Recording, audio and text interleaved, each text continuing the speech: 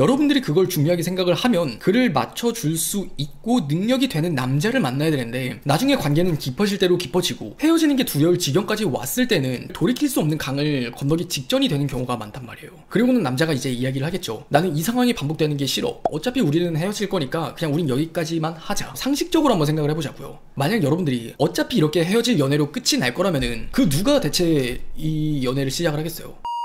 여러분들은 혹시 남자를 만나서 썸을 탈 때 여러 가지 질문을 많이 물어보죠. 넌 이상형이 뭐냐? 여자친구랑 처음으로 여행하고 싶은 곳이 어디냐? 그런 식의 질문들, 그런 것들은 되게 많이 물어보지만, 넌 연애를 하면서 가장 견디기 싫은 상황이 뭐야? 라는 질문을 비슷하게라도 물어보신 적이 있나요? 지금 이 질문은 관계가 깊어지기 전에 한 번은 생각을 해봐야 되는 건데, 생각보다 막연하게 넘어가는 여자분들이 많아요. 그래서 오늘 주제 역시도 남자를 더 좋아하기 전에 여러분들이 반드시 물어봐야 되는 것이라는 주제로 좀 얘기를 해볼 건데, 10커플 중 5은 이게 문제가 돼서 헤어지는 경우가 많아요. 그렇다는 거는 여러분들 이야기 또는 내 얘기가 되리라는 보장이 없는 거잖아요. 하지만 사실 반대된 질문은 굉장히 많이 물어보시거든요. 예를 들어서도, 너는 처음 여행을 가면은 어딜 먼저 가보고 싶어? 너는 어떤 데이트를 하는 걸 좋아해? 너는 어떤 여자가 좋아? 넌 이상형이 뭐야? 너는 여자에게 어떤 때 매력을 느껴? 그런 모습 등등처럼 긍정적인 것들에 치우치는 질문은 정말 많이 물어본단 말이에요. 하지만 극단적으로 좀 이야기를 하면은, 좋아하는 감정이 있는 상태에서는 좀 뭘 하든 좋지 않아요? 설령 여러분들이 영화 보는 걸 되게 좋아한다고 해도 영화를 보지 않는다 한들 그게 싫지는 않단 말이에요. 그렇기 때문에 사실 대부분 두세 달은 큰 문제 없이 지나갈 수도 있어요. 그런데 여성분들마다도 연애를 하면서 포기할 수 없는 게 하나쯤은 있듯이 남자들에게도 그런 게 하나쯤은 있기 마련이거든요. 가령 여자분들 입장에서는 애매함을 견딘다라는 게 참 어려운 분들이 많을 거예요. 남자가 갑자기 잠수를 탄다든지, 남자가 회피를 한다든지, 남자가 나에게 뭔가 표현을 제대로 하지 않는다든지 등, 뭔가 우리 사이의 관계가 딱 단절되어 있는 애매함을 견디는 게 정말 어려운 경우가 많아요. 크게 두 가지예요. 첫 번째는 감정적인 모습을 보는 것들을 되게 힘들어하는 경우, 두 번째는 문제를 맞닥뜨린다는 것 자체를 되게 힘들어하는 경우가 있어요. 사실 이거는 둘 중 뭐가 더 큰 문제다 작은 문제다의 개념도 아니고, 모든 남자들이 저런 걸 힘들어한다의 문제도 아니에요. 여러분들이 조금 중요하게 생각을 해봐야 되는 거는 다른 각도의 생각이에요. 어떤 말이냐면은, 더 좋아하는 감정이 깊어지다 보면은 그만큼 상대방에 대한 기대가 커지게 되고, 때로는 그 사람에 대한 실망이나 오해가 생겨서 나도 모르게 감정적인 모습이나 또는 갈등이나 오해라는 게 생기기 마련이란 말이죠. 다시 한번 말씀을 드리지만, 오늘 주제는 여러분들이 꼭 남자를 더 좋아하기 전에 물어봐야 되는 질문이라고 말씀을 드렸잖아요. 여성분들의 입장에서는 좋을 때나 다툴 때나 또는 내 감정을 공감을 잘해주는 남자라는 키워드가 굉장히 중요한 것 같아요. 그냥 좋은 게 좋은 거지 라던가, 이러면 어떻고 저러면 어때, 이렇게 생각할 수 있는 여성분이라면 사실 오늘 영상은 크게 여러분한테 중요하지 않아요. 하지만 만약 여러분들이 적어도 내 감정에 공감을 해주는 남자친구라는 그 키워드나 이성형이 중요하다고 생각을 하신다면 이 질문은 꼭 물어봐야 된다는 거예요. 그러면 제가 이걸 왜 이토록 강조컨대 말씀을 드리냐면은, 남자들은 대부분 이런 문제들에 대해서 회피를 하는 경우가 많기 때문이에요. 특히나 연애를 좀 많이 해보신 분들은 느끼겠지만, 연애를 안 해보신 분들은 그걸 정말 처음 느꼈을 때 굉장히 당황스러우실 거거든요. 왜냐면은 좋아하는 사람에게는 그 사람의 말에 공감해주고 그 사람의 감정에 공감을 하는 게 당연하다고 생각을 하는데, 당연히 이 사람도 그러겠지라고 생각을 하면서 나를 기준에 두고 너무 당연하게 생각을 하시는 분들이 많아요. 근데 누누이 말씀을 드리지만, 반면 남자들은 이런 공감을 되게 힘들어하는 케이스도 있기 때문에, 여러분들이 그걸 중요하게 생각을 하면 그를 맞춰줄 수 있고 능력이 되는 남자를 만나야 되는데, 나중에 관계는 깊어질 대로 깊어지고 헤어지는 게 두려울 지경까지 왔을 때는 정말 돌이킬 수 없는 강을 건너기 직전이 되는 경우가 많단 말이에요. 그리고는 남자가 이제 이야기를 하겠죠. 나는 이 상황이 반복되는 게 싫어. 어차피 우리는 헤어질 거니까 그냥 우린 여기까지만 하자. 그러면 그때 돼서는 완전 멘붕이 오는 거예요. 근데 여러분들이 지금 이 시점에서 상식적으로 한번 생각을 해보자고요. 만약 여러분들이 어차피 이렇게 헤어질 연애로 끝이 날 거라면은 그 누가 대체 이 연애를 시작을 하겠어요? 어차피 만약 여러분들의 연애가 이렇게 끝이 난다면 그 남자와의 관계를 시작할래요? 당연히 시작을 안 하겠죠. 그렇기 때문에 물어보라는 거예요. 여러분들이 그럼 이런 질문을 물어볼 수도 있겠죠. 그러면 유식님의 말대로 그럼 문제를 회피하는 남자인지는 어떻게 우리가 알 수 있어요? 라고 얘기를 물어보실 거예요. 여러분들이 만약에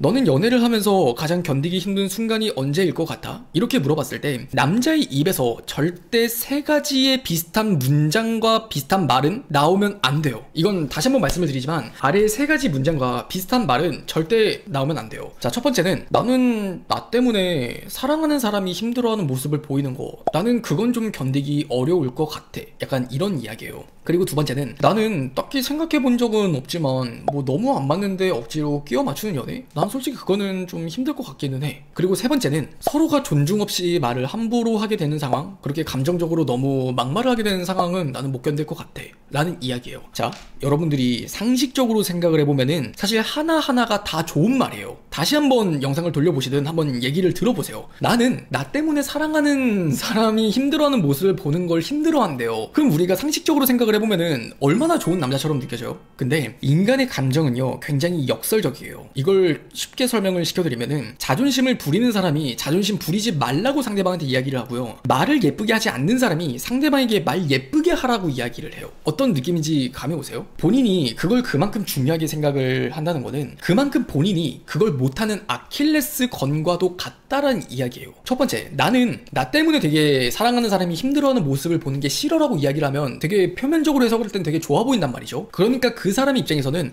나는 나로 인해 상대방이 힘들어하는 모습을 보는 게 싫으니까 그만큼 난 최선을 다할 거야 이렇게 생각을 하지만, 제가 늘 콘텐츠에서 말씀을 누누이 드려요. 그 남자가 하는 노력이 여러분들 마음에 절대 들이라는 보장은 없다고요. 그 남자 입장에선 최선을 다한답시고 뭐 정기회로를 여러분들한테 선물을 해주는데 여러분들은 생일 선물날 정기회로를 받고 싶은 분들은 없을 거예요. 마치 이런 문제처럼 남자가 되게 중요하게 생각을 하고 그만큼 뭐 그 성의를 다한다고 한들 그게 실제로 여러분들의 입장에서 지켜진다의 문제는 좀 다른 문제라는 거예요. 그러다 보면 여러분들이 또 서운함을 느낄 수도 있고 실망을 할 수도 있고 그 사람에게 감정 표현을 좀 거칠게 할 때도 있을 수 있어요. 그럼 그때 그 남자는 그런 생각을 한다니까요. 난 이 사람이 힘들지 않았으면 좋겠어서 최선을 다한 건데 이 사람이 이렇게 또 힘들어하고 아파하고 서운해하는 모습을 보면은 나는 연애를 하면 안 될 사람인가 봐 이러면서 관계에 굉장히 회의적인 모습을 보인다고요. 제가 앞선 두 가지를 말씀을 드렸던 것처럼. 그리고 두 번째, 나는 딱히 생각해 본 적은 없지만 너무 안 맞는데 억지로 맞춰가는 거? 라는 거는 어떻게 보면 이 말이 나온다는 것 자체가 저는 잘못됐다라고 얘기를 하고 싶어요. 이것도 되게 역설적인 표현이긴 한데 너무 안 맞는데 억지로 맞춰간다는 거라는 그 말 자체가 연애는 그냥 맞는 사람끼리 해야 되는 거야 라는 그 생각에 논리가 깔려 있다라는 거예요. 너무나 자연스러운 그 무의식 속에 연애는 맞춰가는 거야가 아니라 연애는 그냥 맞는 사람끼리 만나는 거야 라는 것들을 생각하는 사람이라는 거예요. 그러다 보니까 여러분들과 연애를 하면서 늘 다툼이나 갈등의 연속일 수밖에 없어요. 여러분들이 만약 나이가 30살이라면 30살과 30살의 각기 다른 인생을 살아온 사람이 만나는 건데 그 갈등이 어떻게 없을 수 있겠어요. 근데 우리 사람의 감정은 굉장히 주관적이기 때문에 그 해석이라는 것도 굉장히 주관적이에요. 우리가 서로를 별로 좋아하지 않는 상태에서의 그 다름이라는 거는 정말 요만큼으로 느껴질 수 있지만 사랑하는 사람에 대한 감정이 커지고 기대가 커지다 보면 이 조그마한 안 맞는 그 균열이 이만하게 느껴진단 말이죠. 그러다 보면 그 사람은 또다시 땅굴을 파든가 또 그 사람은 되게 회의적인 반응을 보이면서 역시 우리는 잘 맞는 사람끼리 만나야 돼. 너도 너 잘 맞는 사람 만나야 되고 나도 나 잘 맞는 사람 만나는 게 맞는 것 같아. 이러면서 관계는 관계대로 깊어졌을 때 그렇게 회의적인 반응을 보일 때가 많다는 거예요. 그래서 이것도 같이 조금 더 깊게 생각을 해봤으면 좋겠고, 그리고 세 번째는 서로가 존중 없이 말을 함부로 하게 되는 상황, 이런 얘기를 드렸어요. 이거는 사실 딱히 그래요. 그냥 좀 적나라하게 말씀을 드리면은 그 사람이 존중이라는 것들을 습관적으로 하려고는 하지만 굉장히 상황이 극적으로 치닫게 되면은 되게 말을 함부로 하는 스타일일 거예요. 그리고 본인이 말을 함부로 하는 줄도 모른 채 여러분들이 조금만 감정적인 모습을 보인다든지 여러분이 조금만 말을 솟구치는 모습을 보이게 되면은 이 사람은 그 감정적인 모습을 보는 게 힘들어서 본인이 얼마나 또 감정적으로 그런지는 모르고 여러분들이 감정적인 모습을 보이는 것들에 회의감을 느끼고 심한 말로는 정이 떨어진다는 감정을 느껴서 이별을 통보하게 되는 상황이 정말 허다해요. 그렇기 때문에 여러분들이 일단은 기본적으로 절대 저 세 가지 말은 나와선 안 되는 거구나 라고 생각을 해보시면 좋을 것 같고, 추가적으로 오늘 영상에 해당할 남자인지 아닌지에 대한 그 기질적인 특성을 여러분한테 한 4가지 정도로 좀 끝으로 얘기를 해보고 싶어요. 제가 앞선 이야기는 여러분들에게 직접적으로 뭔가 그 사람이 맞는지 아닌지에 대한 반응을 얘기할 수 있는 문제라면은 지금 이 특성이라는 거는 여러분들이 그 사람과 연락을 하면서 또는 데이트를 하면서 파악을 해갈 수 있는 부분이에요. 자, 첫 번째는 남의 시선이 정말 너무 지나치게 중요한 남자들이 있어요. 이런 남자들은 오늘 영상에 해당할 가능성이 꽤 다분해요. 남의 시선에 너무 예민한 사람들은요, 다툼 자체를 싫어하는 사람일 가능성이 굉장히 높거든요. 근데 하지만 연애라는 것들은 특히나 여성분들 입장에서는 맞춰가야 하는 것들 투성이에요. 그렇게 서로가 갈등 속에서 얼마나 서로를 위해서 노력을 해주느냐, 그 노력을 사랑으로 치환하여 느끼는 게 많은 여성분들이기 때문에 다툼이라는 건 불가피하단 말이에요. 그 다툼 끝에 결국엔 이 남자친구가 나한테 내 손을 붙잡아 주는지 나에게 미안하다고 사과를 해주는지 그게 중요한 여성분들 입장에서는 이런 남자를 만났을 때 끝이 정말 너무 안 좋을 거예요. 그리고 두 번째, 정말 많이 사랑받고 정말 많이 귀하게 자란 티가 나는 사람을 조금은 조심하셨으면 좋겠어요. 만약 여러분들이 어떤 남자를 만났는데 이 사람은 되게 사랑을 좀 많이 받고 자란 것 같아, 그런 생각이 좀 들잖아요. 그게 약간 쎄한 촉이라고 좀 생각을 해보셨으면 좋겠어요. 이런 남자들은요, 여러분들이 어느 순간엔 되게 감정적으로 굴 때가 있을 텐데 그때 말투 말 한마디에 꽂혀서 반발심이 크게 일어날 가능성이 다분한 남자예요. 되게 이런 남자들은 그 상황 속에서 이런 생각을 합니다.